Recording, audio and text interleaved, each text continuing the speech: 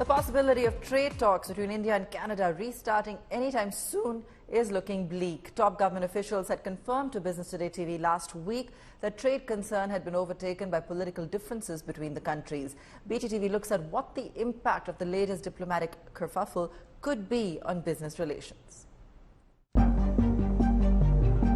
Prime Minister Narendra Modi played the perfect host, but the chill in the Indo-Canada ties could not be hidden by the warmth of Indian hospitality.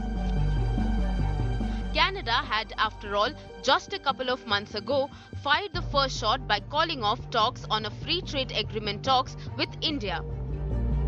And earlier Tuesday, India woke up to the news of the Canadian Prime Minister alleging role of Indian authorities in the killing of a Khalistani separatist in Canada.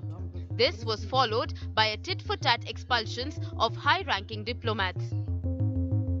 Most, however, agree that the diplomatic standoff is unlikely to affect trade relations between the two countries much. Canada is not even among the top 25 trade partners of India. Even Bangladesh is higher on the list.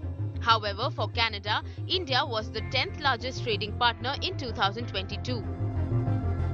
Bilateral trade between India and Canada jumped to $8.16 billion in 2022-23 after a couple of years of COVID-induced slowdown. India's exports of $4.1 billion to Canada comprised mainly pharmaceuticals, gems and jewelry, textiles and machinery, while imports included pulses, timber, pulp and paper and mining products. What analysts are concerned about is the huge investments Canadian pension funds have made in India. Many feel that continued tensions between the two countries could hurt these investments. The largest pension fund of them all is the Canada Pension Plan Investment Board, which had investments of $15 billion as on 31st March this year. This includes a 2.7% stake in Kotak Mahindra Bank. It also owns shares in around 70 other publicly traded companies in India. Another big fund is the Quebec Workers' Pension Fund, which has about $6 billion invested in India. The Ontario Teachers' Pension Fund has about $2.2 billion invested in Indian funds and securities. Most of these investments are in areas like infrastructure, renewable energy, technology and financial services. Moreover, cumulative FDI from Canada since 2000 is about $4.07 billion.